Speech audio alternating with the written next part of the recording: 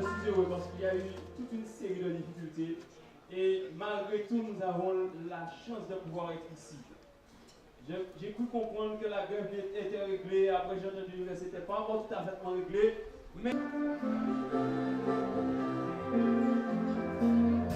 Nous joyeux bénissons le Seigneur, chantons ses célébrons ses louanges, adorons avec foi le Sauveur, nous joignons au céleste phalange. Gloire à Dieu, que ce chant retentisse en tout lieu. Gloire à Dieu.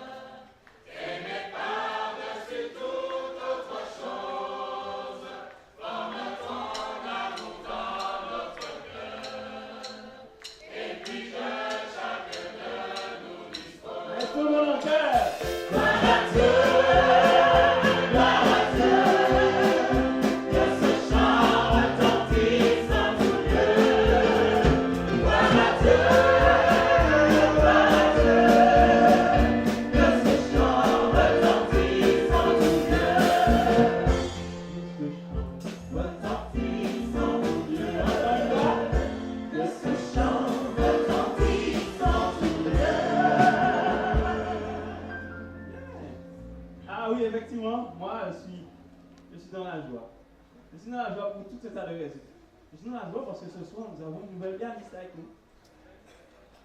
Vous la voyez pas tellement, il est un peu caché. Mais elle joue bien. Je suis content. Je suis content parce que pour ceux qui me connaissent, ils savent que j'aime énormément chanter, j'aime énormément jouer de la musique. J'aime énormément louer Dieu de toutes les manières possibles existantes. Et donc, il y a de la joie pour moi chaque fois que j'ai l'opportunité de dire au Seigneur à quel point je suis content des bienfaits manifestés envers moi. Donc il y a de la joie dans mon cœur.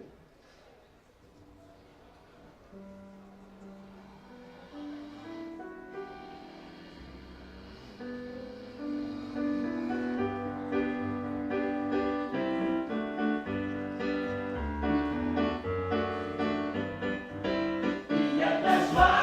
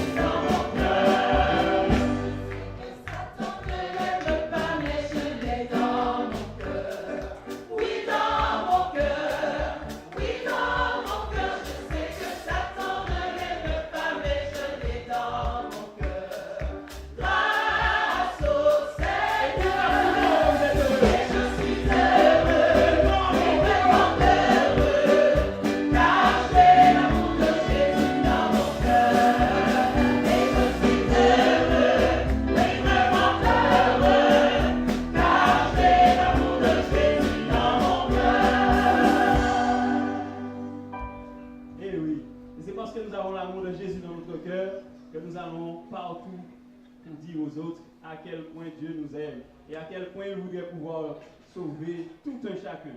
Ceux qui sont ici ce soir, ceux qui n'ont pas pu venir, ceux qui font des plans mais qui sont coincés et qui font l'effort d'arriver, et tout le monde, même ceux qui ne savent même pas encore que Dieu fait des efforts pour les sauver. Donc, allons et disons-leur à quel point Dieu veut les sauver en leur disant, entendez tous l'appel, adorez l'Éternel. Ce sera notre prochain chant.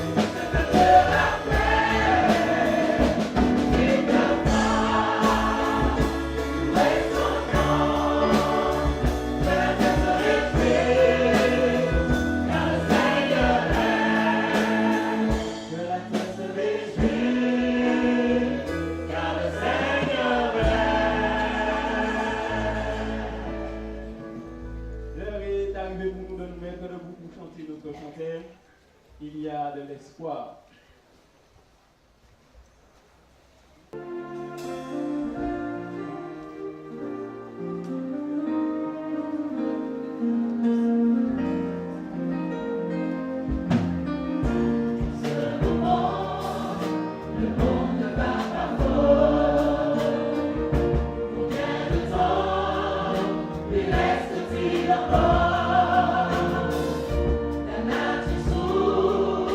Les hommes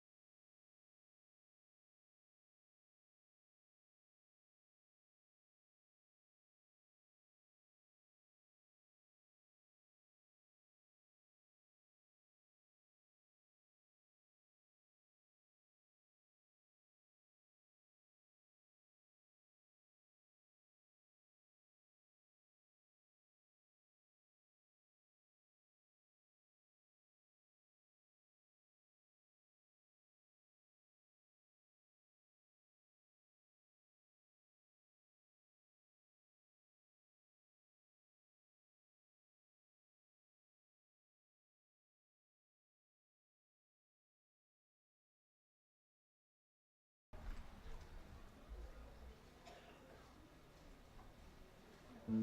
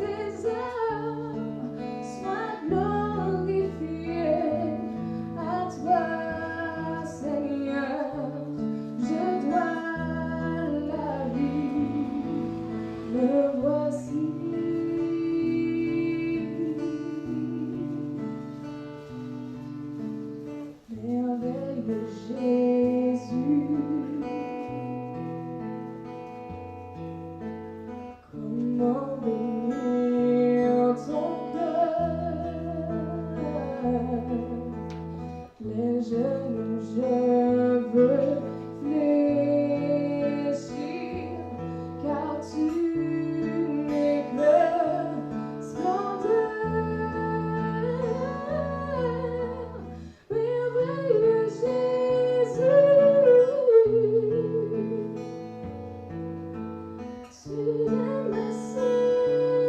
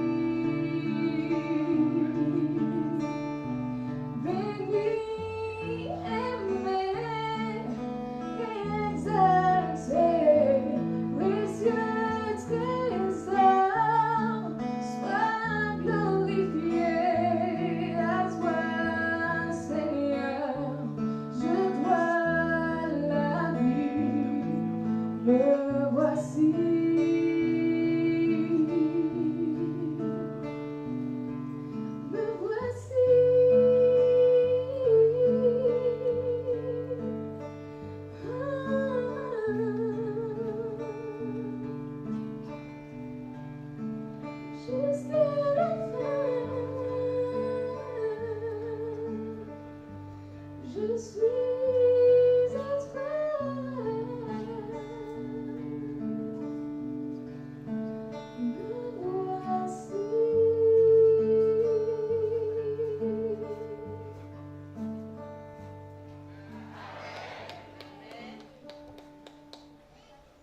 Nous avons tant prié sans savoir qu'il nous entendrait. Dans nos cœurs un chant, la foi fait faire tant de miracles. On en fait grand te croire.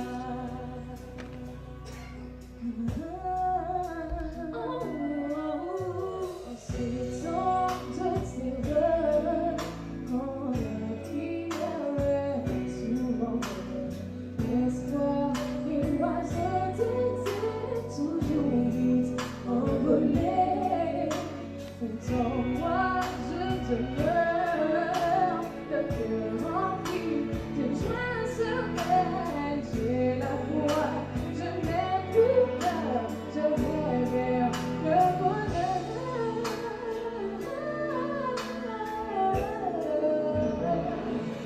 On peut faire des miracles avec la foi, gardons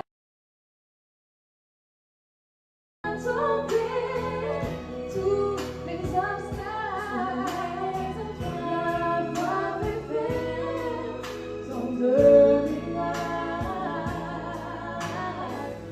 On en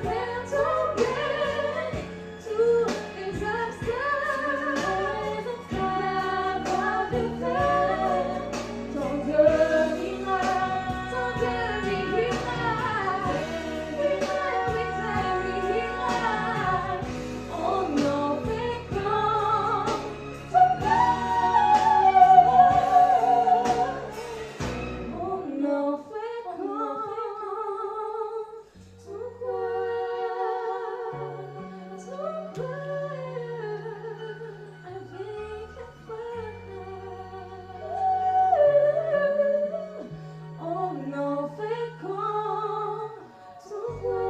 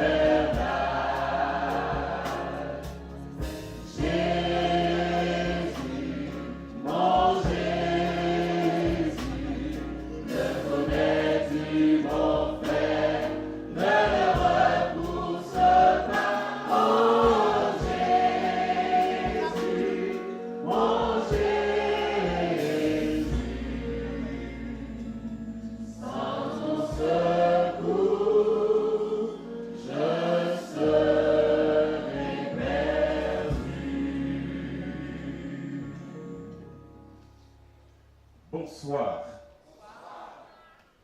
C'est vraiment un grand plaisir, un grand privilège, c'est un bonheur pour nous de nous retrouver sous le chapiteau de l'espoir. Et nous voulons louer Dieu pour cela. Combien ont passé une bonne journée? Magnifique, magnifique. Tournez-vous vers votre voisin. Regardez-le dans les yeux. Et dites-lui, voisin, voisine, Jésus t'aime et moi aussi je t'aime.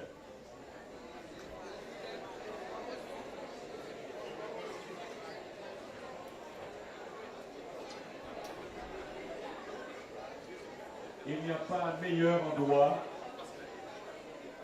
pour nous d'être. Et je voudrais que l'on puisse me donner le bon réglage au niveau du micro. Faites-le maintenant, en sorte que les choses se passent bien. Je dois dire qu'hier, nous avons passé une très belle journée. Pour ma part, ça a été une journée merveilleuse. Le volume n'est pas encore bon. Puissiez-vous me donner le bon réglage de micro? Merci beaucoup. Nous avons passé une très bonne journée hier. Et ceci m'a fait beaucoup de bien. Dans l'après-midi, avec le Forum Jeune, nous avons pris l'engagement de nous engager dans la prière 7 jours sur 7, 7 heures le matin, 7 heures le soir, et rechercher Dieu pour qu'il nous aide. Parce que vous voyez, lorsque la jeunesse prie, la jeunesse avance. Quand la jeunesse prie, la jeunesse avance dans le sens du bien. Et nous aimons la jeunesse. Amen. Et Dieu aime la jeunesse. Combien se sentent jeunes ce soir? Amen. Amen. Je voudrais nous inviter ce soir, une fois de plus, à rechercher le Seigneur. Prions. Notre Dieu et notre Père Céleste, nous sommes rassemblés ici sous le chapitre de l'espoir parce que nous avons besoin de toi. Nous avons besoin que tu prennes le contrôle de notre existence. Nous avons besoin que tu viennes dans notre vie et que tu apportes l'équilibre dont nous avons besoin. Et alors que ta parole sera proclamée sous ce chapiteau, nous te prions de prendre possession dans ces lieux, de chasser de ces lieux toute personne mal intentionnée, toute force contraire. Te prions au nom de Jésus de chasser l'ennemi de ces lieux, en sorte que Jésus-Christ soit intronisé et que nous sentions sa présence par son Saint-Esprit. Mon Père Céleste, tes enfants sont venus avec de grandes attentes, avec des questions, mais apporte, Seigneur, des solutions, apporte des réponses aux questions de tes enfants.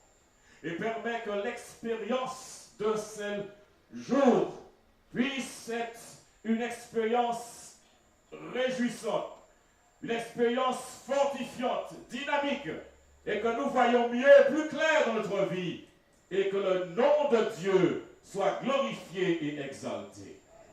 Et maintenant, bon Père éternel, prends possession de ton serviteur, cache-le derrière la croix afin que tu sois vu et que ton message soit entendu au nom de Jésus. Amen.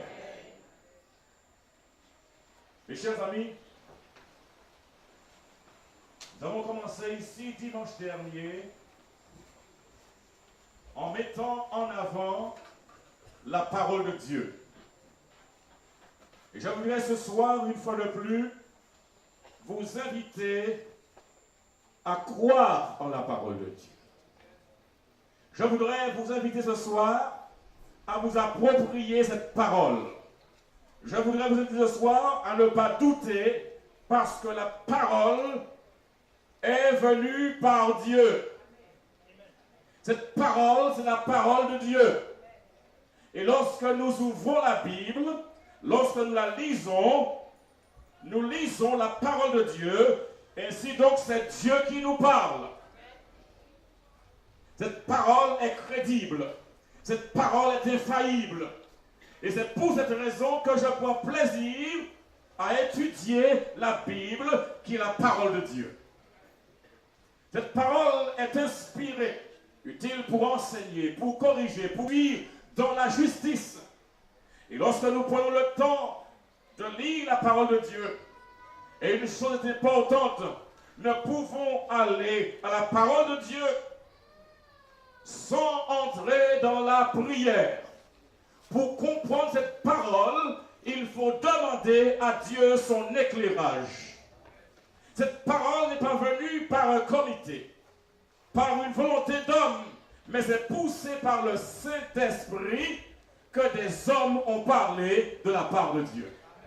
Ainsi donc, rejetez-moi, mais acceptez la parole de Dieu. Rejetez-moi, mais acceptez Dieu qui m'utilise pour présenter sa parole. Je ne suis rien. Je ne suis pas important. Ce qui est important, c'est la parole de Dieu. Ce qui est important, c'est ce Dieu qui nous a donné cette parole. Ainsi qu'il s'agisse d'un petit enfant ou d'un vieillard, du moment où la parole de Dieu est énoncée, c'est ce qui a de l'importance. Ce qui est important, ce n'est pas le français qui est utilisé. Ce qui est important, ce ne sont pas les tournures qui sont employées. Ce qui est important, c'est que Jésus-Christ soit exalté. Ce qui est important, c'est que sa parole soit énoncée et que le peuple dise l'Éternel est vivant. Et je voudrais vous dire une chose. S'il y a une chose que nous devons mettre en avant aujourd'hui, alors qu'il y a toutes sortes de bombes, toutes sortes de situations, toutes sortes de programmes, ce monde que nous connaissons, que Dieu a créé et qui est un monde parfait, au moment où Dieu l'a créé, il a déclaré que c'était très bon. Le problème n'est pas avec Dieu, alors? Le problème n'est pas au niveau de Dieu, le problème est à mon niveau. C'est moi le problème, mais Dieu n'est pas le problème, Dieu est la solution. Alléluia. Il est le créateur de ce monde. Il est le sustentateur de ce monde. Nous pouvons lui faire confiance matin, midi et soir. Confiance même lorsque nous dormons. Il prend soin de nous dans notre sommeil. Ce Dieu, il ne dort ni ne sommeille. Et si nous sommes ici ce soir, c'est parce qu'il a voulu. Si nous sommes ici ce soir, c'est parce qu'il nous a attirés à ce lieu par son amour. Personne n'est ici par hasard. Nous sommes ici par la volonté de Dieu. Amen. Dieu est Dieu. Il fait ce qu'il veut. Qui suis-je pour interroger Dieu? Qui suis-je pour mettre en question ce qu'il a fait? Il sait la fin d'une chose dès son commencement. Et il sait comment ce chapiteau a été mis en place. Longtemps de sa préscience, il savait qu'en 2014, un chapiteau aurait été érigé à l'embouchure de la Roxelane. Il le savait. Et il savait que vous seriez là. Et c'est pourquoi je dis, il a un plan pour chacun de vous. Ce que Dieu veut, c'est que nous vivions. Alléluia. Amen. Les choses peuvent être difficiles. Les problèmes peuvent s'amonceler. Les conditions économiques peuvent se détériorer. Mais l'Éternel, il travaille pour chacun de vous. Je voudrais souligner encore que tout ce que cette parole dit, je l'accepte. De la Genèse à l'Apocalypse. Hello? Tout ce que dit la parole de Dieu, je l'accepte de la Genèse à l'Apocalypse. Toute écriture est inspirée de Dieu. Cette parole-là, nous allons l'utiliser encore et jusqu'à ce que Christ revienne. Vous pouvez ne pas être d'accord, mais la parole de Dieu dit la vérité. Et lorsque nous acceptons la vérité énoncée dans la parole de Dieu, nous sommes des hommes et des femmes heureux. Il se pourrait que ça ne plaise pas à nos voisins, à nos voisines, à nos amis, à nos frères, à nos sœurs, mais du moment où l'on cherche à faire la volonté de Dieu, c'est ce qui compte. Soyez patients. Un jour, les choses évolueront. Aujourd'hui, c'est l'hostilité, mais demain, ça peut changer. Parce que Dieu, il agit sur les cœurs. Alléluia. Il peut changer, il peut transformer, quelle que soit la situation. Alors je dis, monsieur, madame, patience. Patience, pour courage. Notre monde, déclare la Bible, a été créé parfait. Dieu a dit que c'était très bon. Il a placé dans ce monde parfait un homme et une femme qui s'appelaient Adam et Ève. Il les a mis dans un jardin appelé le jardin d'Éden. Il les a mariés. Il les a bénis. Et il a élevé le mariage comme une chose qui est honorable. Et il a dit un mariage, c'est entre un homme et une femme. Il a fait donc Ève pour Adam. Pas Adam pour Adam, mais Ève pour Adam. Il n'a jamais mis deux personnes du même sexe ensemble, mais à l'origine, Dieu a établi le mariage pour qu'il dure jusqu'à maintenant. Et il a dit un homme et une femme. Alléluia. Et Dieu, il bénit cela. Dieu, il honore cela. Il vient et il stabilise ce mariage. Il est merveilleux ce Dieu. Et après qu'il ait organisé ce mariage, lorsque le soleil se coucha au 6e jour, il commença une célébration.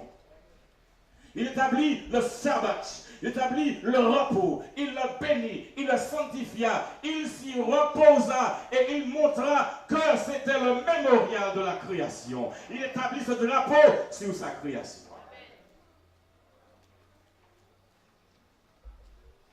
Jour spécial, jour magnifique, jour de fête, et qui indique que Dieu est le Créateur.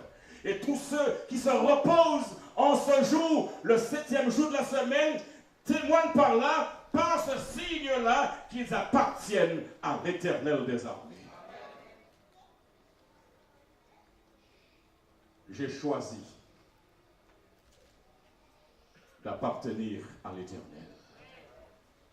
Chacun peut choisir d'appartenir à l'Éternel.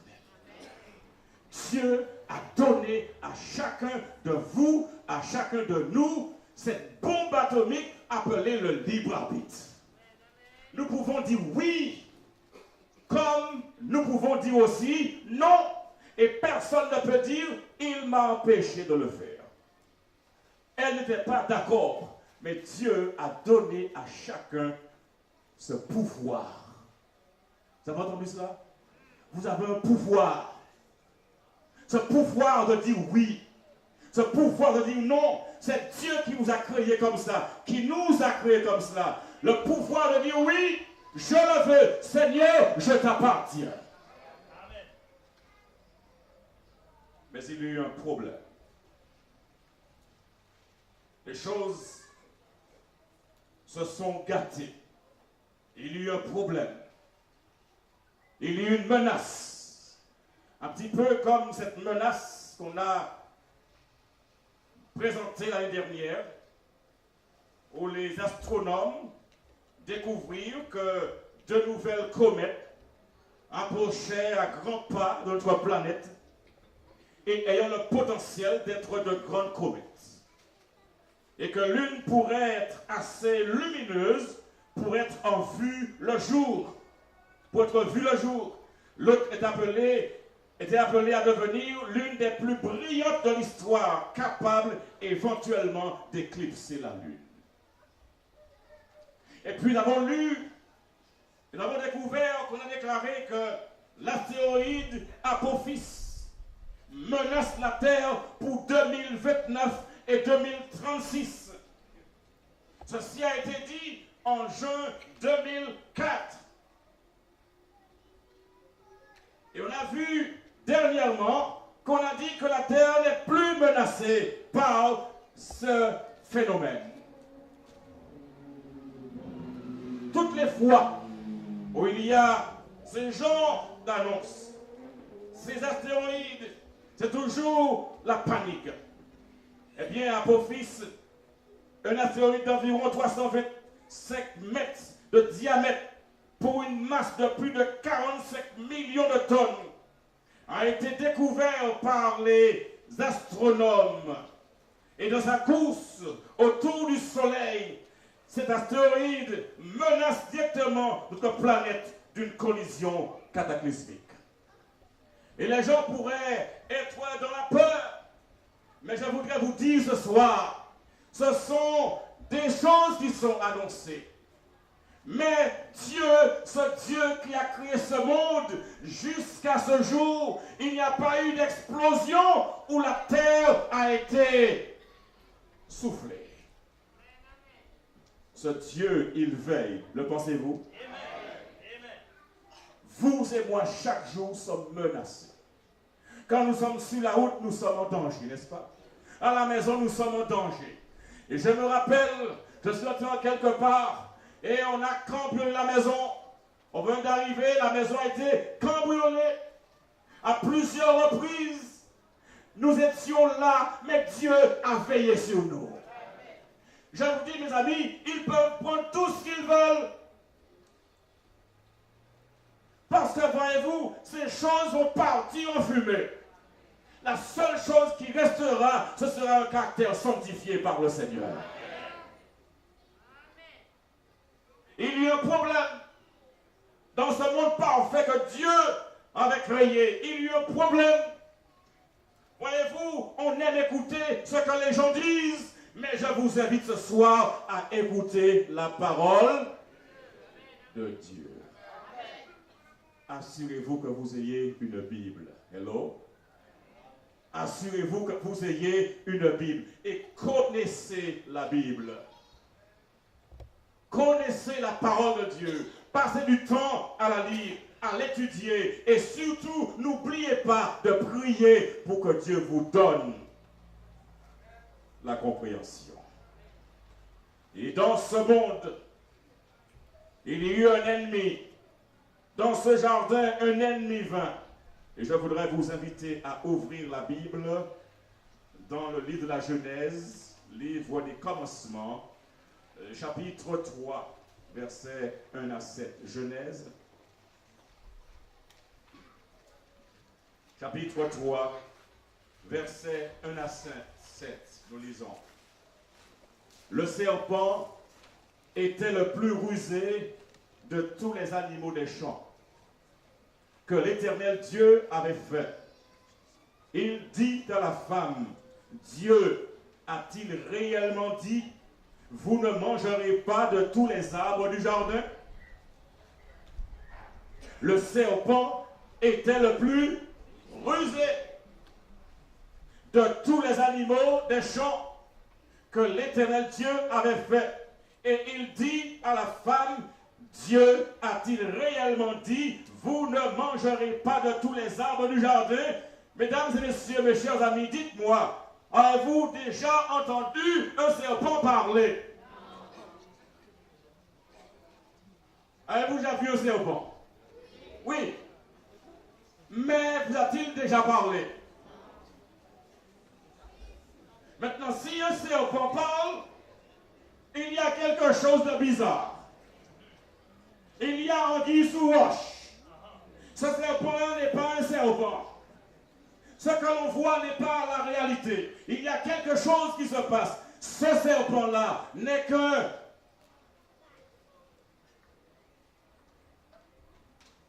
C'est un piège, n'est-ce pas? Parce que les serpents ne parlent pas. Et si celui-là parle, c'est que quelqu'un est derrière cela. Et qu'est-ce que le serpent dit? Le serpent déclare, Dieu a-t-il réellement dit, vous ne mangerez pas de tous les arbres du jardin?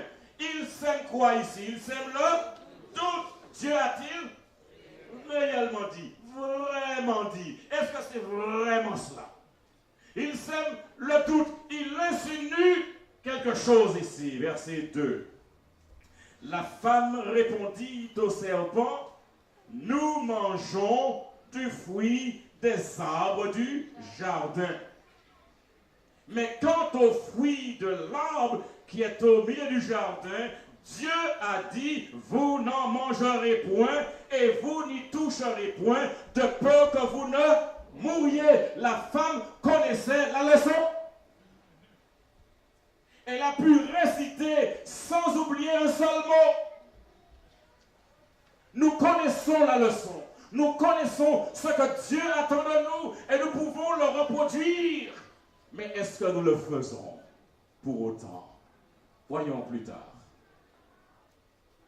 Verset 3.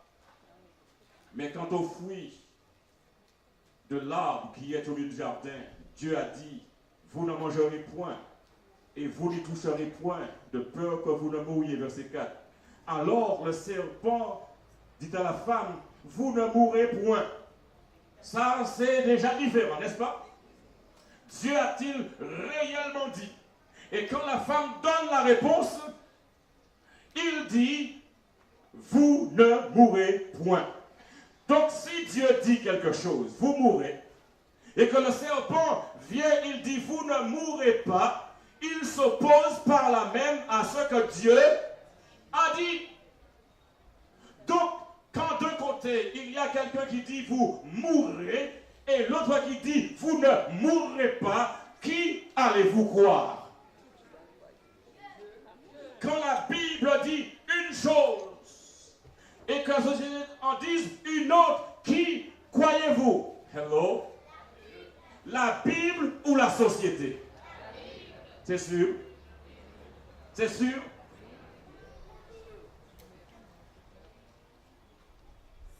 Celui qui est derrière le serpent, il dit, vous ne mourrez point.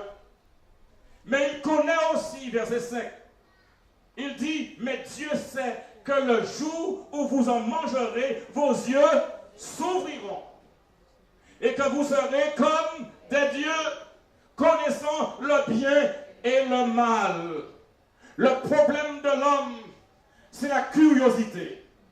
Le problème de l'homme, c'est qu'il ne croit pas en ce que Dieu dit et cherche d'autres réponses, d'autres manières de voir, d'autres interprétations. Il présente ici quelque chose dans les champs. Non, vous ne mourrez pas, mais ce que Dieu vous cache, c'est que vous deviendrez comme des dieux. Vous connaîtrez le bien et le mal. Je vous pose une question, mes chers amis. Où la connaissance du bien et du mal nous a-t-elle conduit? Sommes-nous meilleurs? Sommes-nous plus forts? Sommes-nous plus équilibrés avec la connaissance du bien et du mal? Répondez-moi. Cette connaissance-là a été pour le malheur de l'homme. Cette connaissance-là n'a pas fait avancer l'humanité, mais au contraire l'a retardée. La femme vit que l'arbre était bon à manger et agréable à la vue, et qu'il était précieux pour ouvrir l'intelligence. Elle prit de son fruit et en mangea. Elle en donna aussi à son mari qui était auprès d'elle, et il en mangea. Non seulement elle en prit pour elle, mais elle en donna aussi à son mari qui était auprès d'elle. Le propre de cette transgression, c'est qu'il y a une contagion qui se met en place. Il y a quelque chose qui se transmet. C'est pourquoi il faut faire attention aux gens que l'on fréquente. Il y a des influences qui se dégagent. Et parfois, on n'est pas dans l'esprit de faire telle ou telle chose, mais parce qu'on est dans la compagnie ou dans la mauvaise compagnie, on est embarqué dans un programme qu'on n'aurait pas suivi si on était seul. C'est pourquoi je dis, choisissez intelligemment vos amis.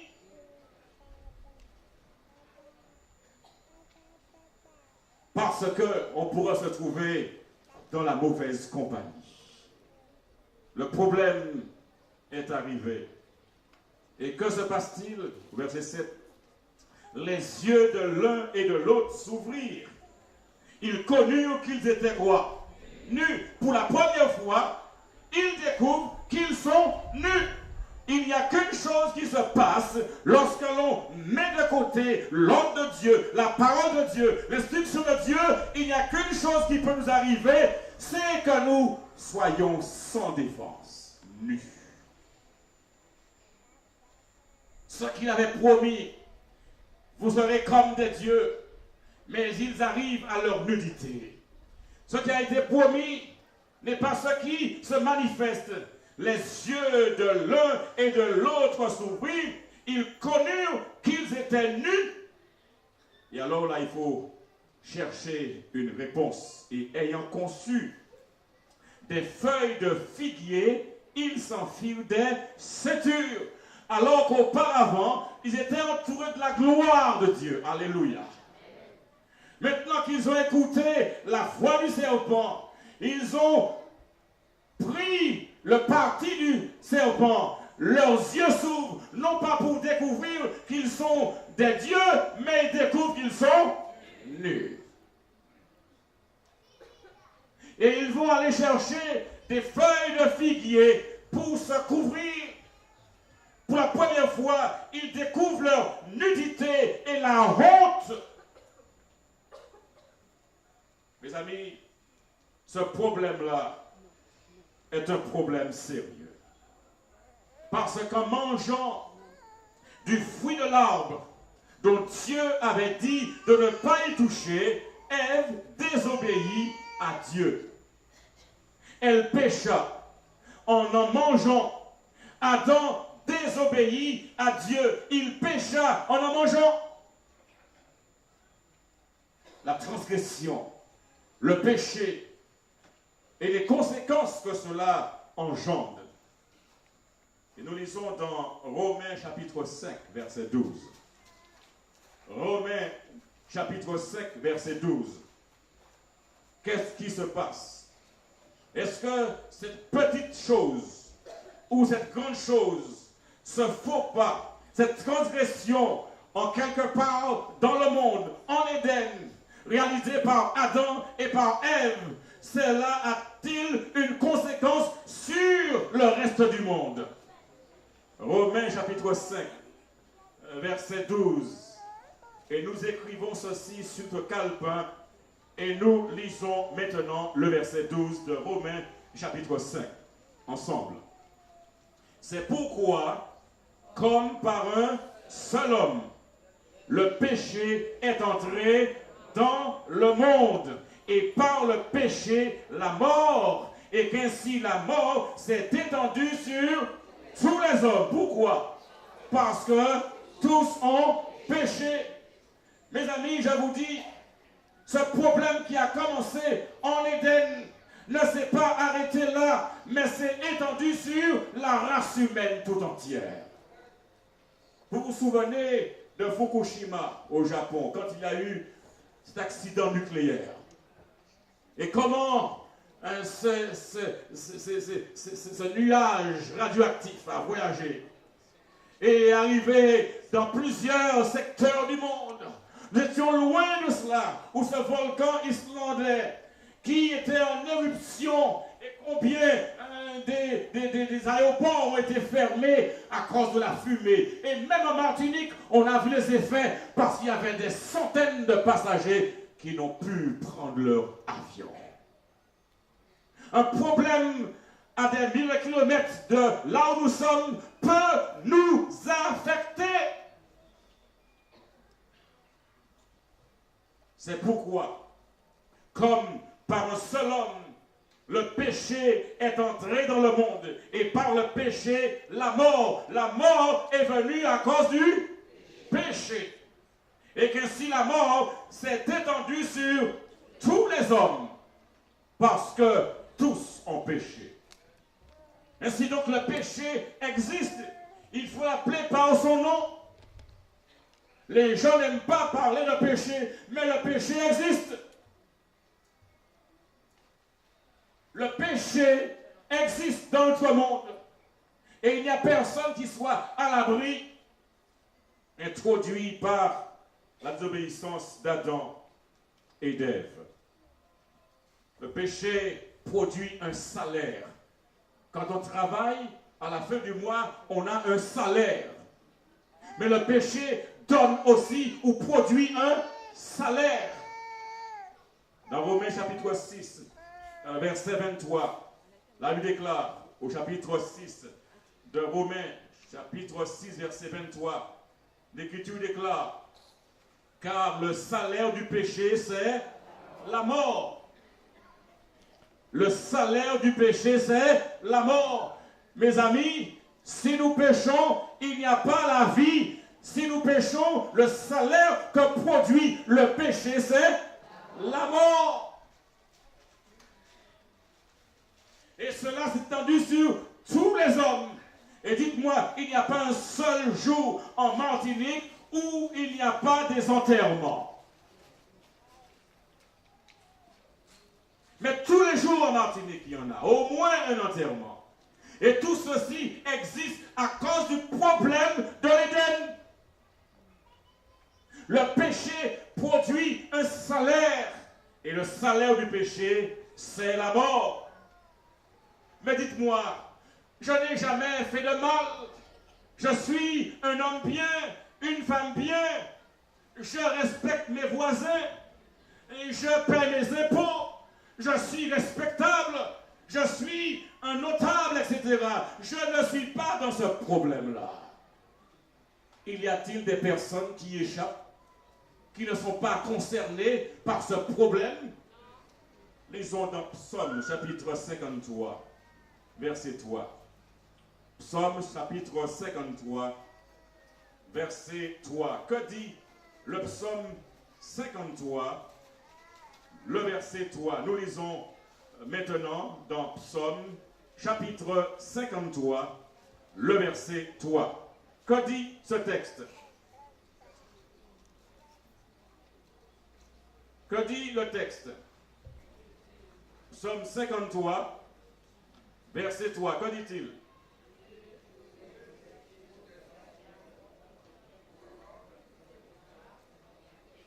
Verset 2 du moins. Verset 2 du moins. L'insensé dit en son cœur, il n'y a point de Dieu. Ils se sont corrompus, ils ont commis des iniquités, comment?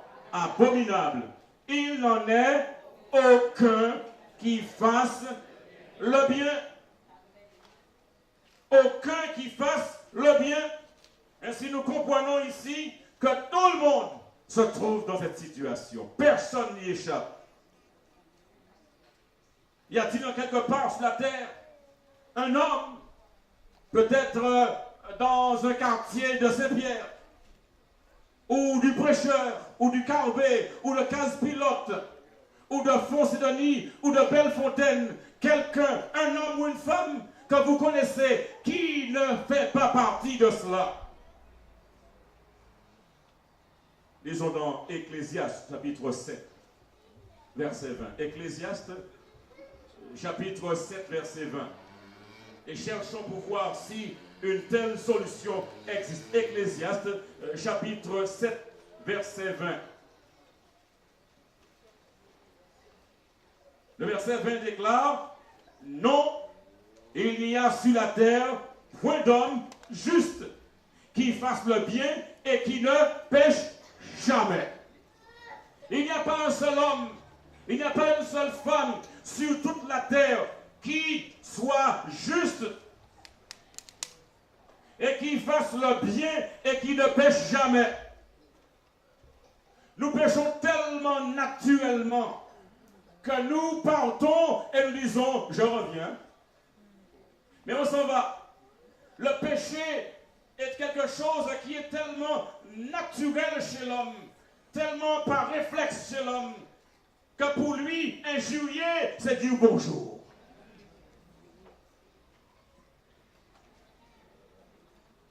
Et on commence à classifier petits mensonges, grands mensonges, petite fraude, grande fraude. Classification. Mais il n'y a pas un seul qui soit juste, qui fasse le bien et qui ne pêche jamais. Et c'est pour cette raison que nous devons être très humbles parce que vous et moi, nous sommes dans la même situation. Il n'y a pas un seul qui puisse dire « Je suis juste, je suis OK ».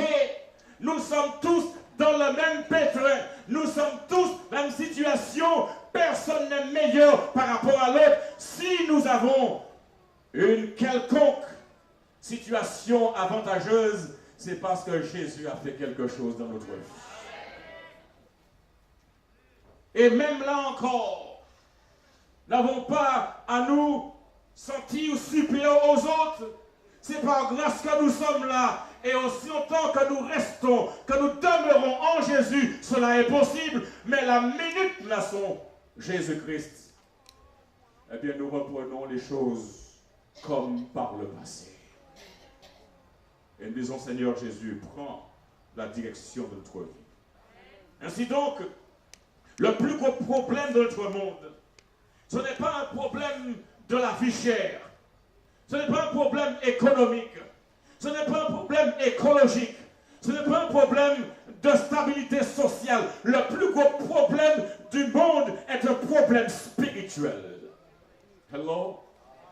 Le plus gros problème du monde, c'est un problème spirituel. Et ce que nous voyons au niveau économique, au niveau familial, au niveau sociétal, au niveau écologique, quelle que soit la forme que ça prend, cela représente des expressions, des symptômes de problèmes plus profonds, le problème de l'homme qui s'est détourné de Dieu.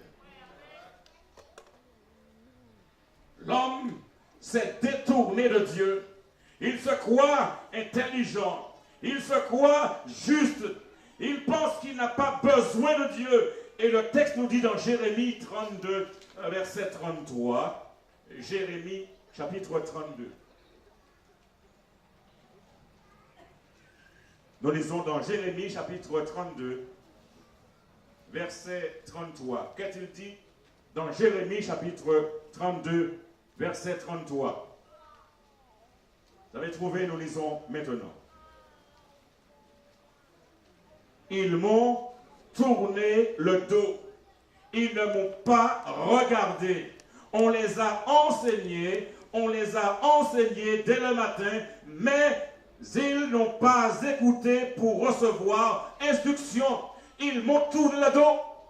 Si nous tournons le dos à Dieu, nous ne pouvons que marcher dans les problèmes. Dieu est celui qui donne un équilibre, une orientation, une direction à notre vie. Et si nous la mettons de côté, nous n'avons plus de direction. Quand une voiture n'a pas de direction, c'est un problème, pasteur Rudy, n'est-ce pas? C'est un problème. Avec les routes que nous avons d'ici à Fort-de-France, où ça tourne et ça tourne et ça tourne, il faut avoir une bonne direction.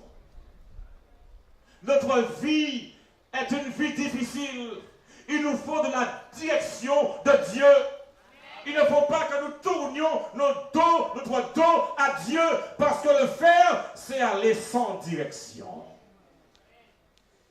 Dieu est celui qui donne la vie. Rappelez-vous, lorsqu'il créa l'homme, il souffla dans ses narines. Il forma l'homme de la poussière de la terre. Il souffla dans ses narines et il donna un souffle de vie. La vie, nous l'obtenons de Dieu. Ainsi, si nous tournons le dos à Dieu, nous nous tournons de la source de la vie. Il nous faut rester avec Dieu. C'est lui qui nous équilibre. C'est lui qui nous oriente. Important de reconnaître cela. Il y a des conséquences à ce niveau-là. Romains chapitre 1 verset 28 nous dit, Romains chapitre 1 verset 28 dit, comme ils ne se sont pas souciés de connaître Dieu, Dieu les a livrés à leur sens réprouvé pour commettre des choses indignes. Voyez-vous, Dieu, il respecte le libre arbitre qu'il a donné à l'homme. Dieu ne force personne de le suivre. Il ne force personne à le suivre, mais Dieu, il respecte notre liberté, notre choix.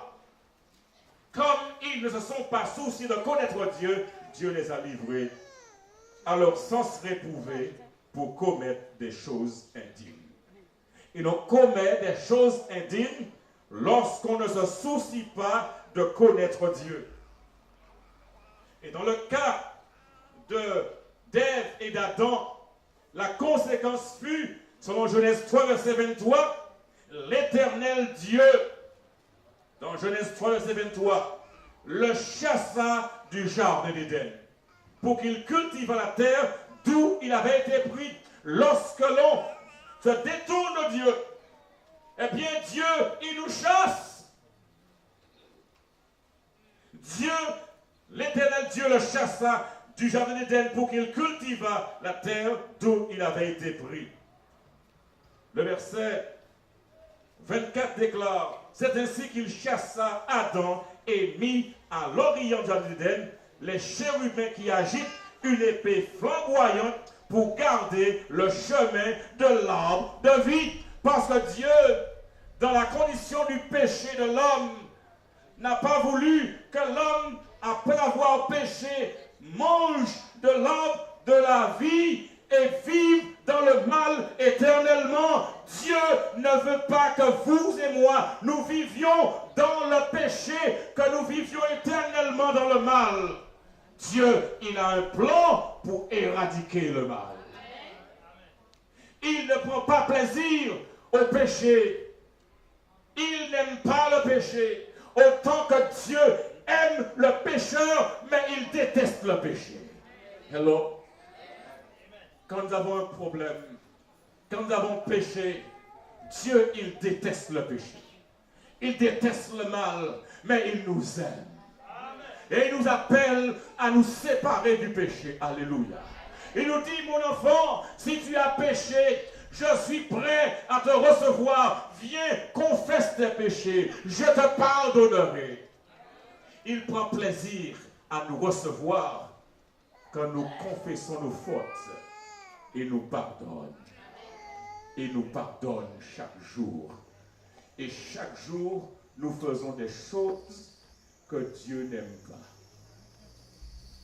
Des choses que nous connaissons, que personne ne connaît. Nous avons des choses que nous faisons, dont nous savons que ce n'est pas bien. Mais personne ne sait. Mais Dieu sait. Le fait que personne ne soit au courant ne change rien à tout cela. Du moment où nous savons que c'est mal et nous le faisons quand même, nous sommes dans une voie de perdition. Mais Dieu, il nous dit, change de voie. Amen. Il nous dit, reviens mon enfant. Il nous dit, ça c'est mauvais. Il faut changer de direction. Romains 3, verset 23 nous rappelle encore, car tous ont péché. Ils sont privés de la gloire de Dieu. Mais nous ne voulons pas être privés de la gloire de Dieu, c'est pourquoi nous voulons rester avec Jésus. Tous les problèmes que nous avons aujourd'hui, problèmes de guerre, guerre de religion, problèmes de réchauffement climatique, problèmes de pollution, problèmes de jalousie, problèmes de maladie, la destruction de la nature, la mésentente, les divisions au sein des familles, le divorce, l'injustice, l'inégalité, le québois, l'idolâtrie, la tricherie, le crime, toutes ces choses sont là pour indiquer que le péché est là dans la société. Nous avons un problème. Et ce problème s'exprime, ce problème se développe, l'inquiétude, les soucis, les désespoirs, le stress, toutes ces choses nous placent dans une situation difficile. Et dans la situation du péché, l'homme est un condamné à mort. Il ne peut rien faire pour s'en défaire. L'homme n'a pas la capacité de se sortir de son problème de péché. L'homme ne peut pas se sauver lui-même. Il a besoin de quelqu'un. Il a besoin de quelqu'un qui soit grand, puissant et qui ne soit pas dans la situation du péché pour l'en délivrer. Un Éthiopien nous dit, Jérémie, au chapitre 13, verset 23, ne peut changer sa peau. Un léopard ne peut changer ses taches. De même pourriez-vous faire le bien, vous qui êtes accoutumés à faire le mal? Nous ne pouvons faire le bien de nous-mêmes. C'est pourquoi il faut demeurer en Jésus-Christ.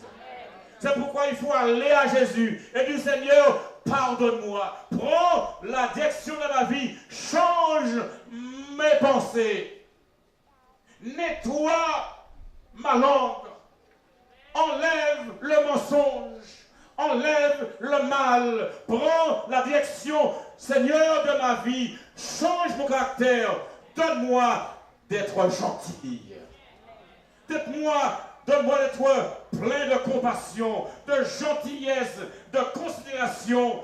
Donne-moi l'amour, Seigneur. Change mon cœur et permets que je vive bien avec mes frères et avec mes sœurs, avec mes parents, avec mes voisins, avec mes collègues de travail. Seigneur, viens et fais un nettoyage. Change mon mari. Change mon épouse. Seigneur, viens et fais-le pour moi. Mais il faut revenir à l'Éternel. Il faut revenir, comme nous dit le prophète Ézéchiel au chapitre 18 et 30, il faut revenir et se détourner de toutes nos transgressions afin que l'iniquité ne cause pas notre ruine. Ce que le péché fait, c'est de causer notre ruine. Et ce soir, je voudrais vous dire une chose en terminant. Ne vous laissez pas aller au découragement. Vous que la vie a déçu, dont l'existence est sens dessus, sens dessous, qui n'avait plus un sou, ni même un trou pour logis, à vous qui êtes à bout et qui buvez comme un trou pour noyer vos soucis, vous dont la vie et la réussite ne sourient plus, vous qui êtes découragés, délaissés sur le bord de la route, ne sachant vers qui vous tournez, à vous qui faites banqueroute et qui allez tout droit à la déroute, ne croyant plus en rien du tout, à vous qui avez perdu la foi et qui êtes dans les mois, qui avez du dégoût de tout et de partout, alors ce soir, je vous dis une chose. À vous qui ne pouvez plus lutter parce que vidés de toute volonté, à vous qui souffrez et faites souffrir, à vous qui êtes désabusés et fatigués, frustrés, stressés, envoûtés, tout n'est pas fatalité. Il y a de l'espoir pour l'humanité à travers la divinité. Non, tout n'est pas perdu. Il existe une issue, une seule réponse, et cette réponse c'est Jésus. Cette réponse c'est Jésus. La réponse au problème du péché, c'est Jésus-Christ. C'est vers lui que nous devons aller. C'est en lui que nous trouvons notre force, notre direction. Notre avenir dépend de Jésus. Et ce soir, quel que soit notre problème, quel que soit le péché que nous avons commis, Quel que soit ce que les gens pensent de nous, importe les couches qui nous recouvrent, Jésus est capable de nous en délivrer. Jésus est capable de faire une transformation, de nous purifier de toute iniquité. Nous pouvons lui faire confiance. Nous pouvons partir de ces lieux libres. Nous pouvons partir de ces lieux légers parce que Jésus est la solution. Voulez-vous accepter la solution Jésus? Voulez-vous que Jésus demeure en vous? Voulez-vous venir à lui? Voulez-vous lui confier votre vie et lui dire, Seigneur Jésus, j'ai besoin de toi. J'ai essayé, mais j'ai échoué. Mais je sais que tu peux m'aider. Je sais que tu peux faire la différence dans ma vie. Je sais que tu m'aimes. Je sais que tu peux me relever de ma situation. Je crois en toi. Y a-t-il quelqu'un ce soir qui voudrait dire, Seigneur Jésus, je crois en toi. J'ai confiance en toi. Je voudrais que tu fasses pour moi cette transformation. Si c'est votre désir, vous qui avez levé la main et les autres, je vous invite simplement à vous mettre debout. Je voudrais prier avec vous.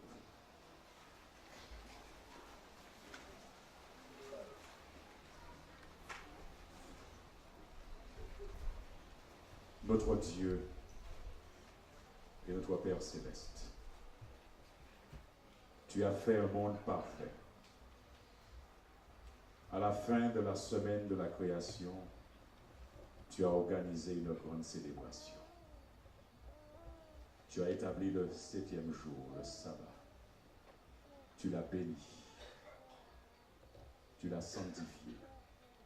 Tu t'es reposé en ce jour. Et tu l'as établi comme mémorial de la création pour l'éternité. Et ce soir, nous voulons nous remettre à toi. Nous voulons une fois de plus nous fier en tes paroles. Ta parole est la vérité. Ta parole ne passera pas. Le ciel et la terre passeront, mais tu as déclaré que tes paroles ne passeront pas. Et nous nous reposons sur ta parole. Et tu nous as enseigné ce soir, Seigneur, le problème qui est survenu dans le monde. Le péché est entré dans notre monde. Le péché a causé des dégâts, s'est répandu sur tous les hommes, parce que tous ont péché. Nous sommes tous dans une situation de perdition. Nous sommes tous des condamnés à mort. Nous sommes tous perdus dans cette situation de péché. Mais loué sois-tu, Dieu est venu pour nous sortir de notre perdition. Jésus, la solution au problème de l'humanité. Et ce soir, tes enfants ont levé la main. Ils ont déclaré qu'ils croient en toi. Ils ont déclaré qu'ils veulent demeurer en toi. Puisses-tu, mon Dieu, les visiter maintenant.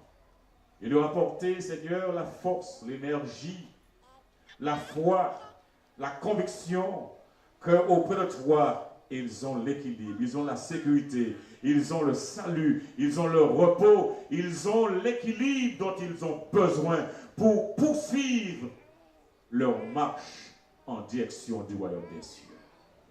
Seigneur, tu connais ces familles, tu connais ces jeunes, tu connais ces garçons et ces filles, tu sais toutes les personnes qui sont là ce soir et qui luttent et qui croient en toi, puisses-tu faire quelque chose de grand, de puissant pour elles.